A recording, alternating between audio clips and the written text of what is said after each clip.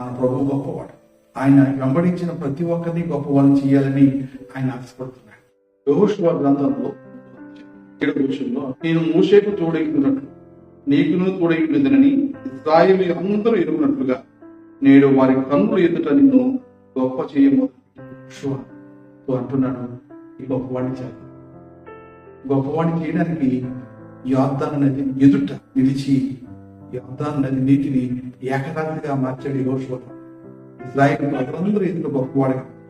ఇస్సాకును చూసినప్పుడు నా చుట్టూ శత్రువులే, కానీ విజయంతో పక్కకు తొలగి దేవుణ్ణి కనపరిచిన ఇస్సాకును గొప్పవాడేటట్టుగా నీవు దీవించావు.